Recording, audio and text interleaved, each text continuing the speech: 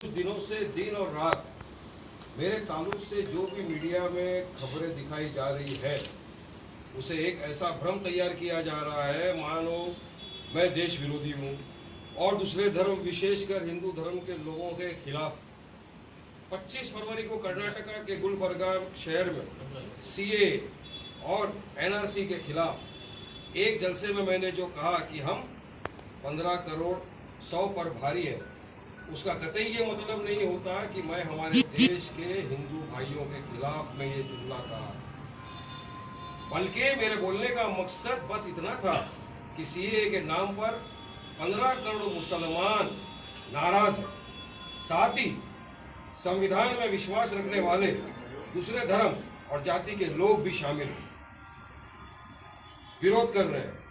झांसी की रानी की तरह हमारी शेरनी जैसी बहनें आज 1.5 महीने से सड़क पर बैठकर अपना विरोध जता रही है, फिर भी इस देश के महज 100 लोग ही ऐसे हैं जो 15 करोड़ मुसलमानों के खिलाफ साफ दिखाई दे रहे हैं, चाहे फिर वो आरएसएस के हो, बीजेपी के हो, बजरंग दल के हो या अन्य किसी पार्टी या संगठन के हो।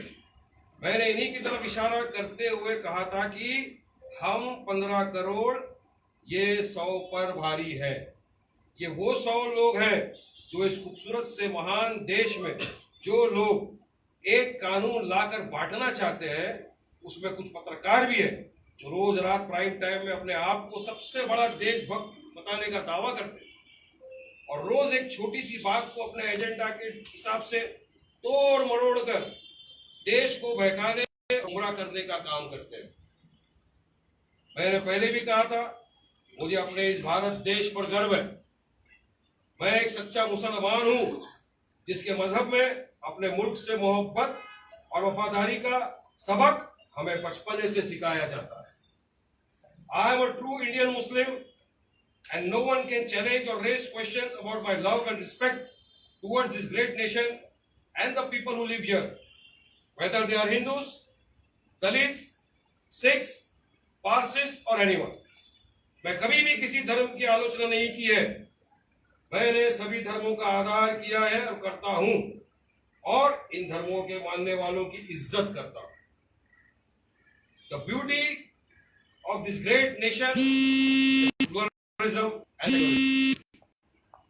हमारे आपस में मुद्दों पर विवाद हो सकता है और लोकतंत्र में ये होना भी चाहिए, जिसका अधिकार हमें डॉक्टर बाबा साहब आम्बेडकर के संविधान ने दिया है।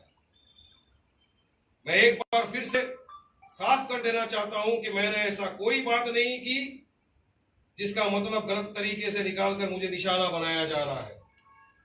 इसमें राजनीतिक षड्यंत्र के जरिए मुझे और मेरी पार्टी को बदनाम करने की कोशिश की जा रही है।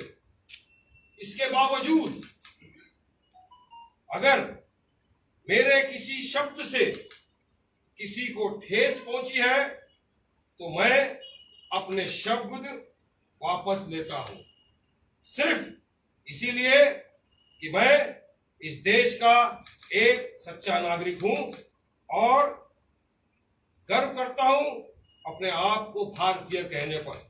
जय हिंद। स्क्रिप्ट जो है पार्टी की तरफ से आई, आपके अल्फाज है। किसी की भावना को अगर हर्ट हुआ तो वाजपेयी आप अपोलोजाइज कर रहे हैं क्या? माफी मांग रहे हैं क्या? या दबाव में आके आप माफी मांग रहे हैं जिस तरीके से मीडिया और मैंने आपको स्टेटमेंट दे दिया है। माफी मांग रहे हैं क्या? आप स्टेटमेंट को वितर्क आपको जो समझने का है, वारिस पठान ने बड़े साफ शब्दों के अंदर कह दिया है कि हम ये उनके शब्द वापस ले रहे हैं एंड हम आप सभी लोगों से अनुरोध करते हैं, इस देश के अंदर और भी बहुत गंभीर विषय है, उन विषयों के ऊपर आगे हम चर्चा करेंगे, देश को आगे बढ़ाने के लिए हम चर्चा करेंगे। इस मुद्दे को अब हम यहीं खत्म करते हैं हमारी तरफ से।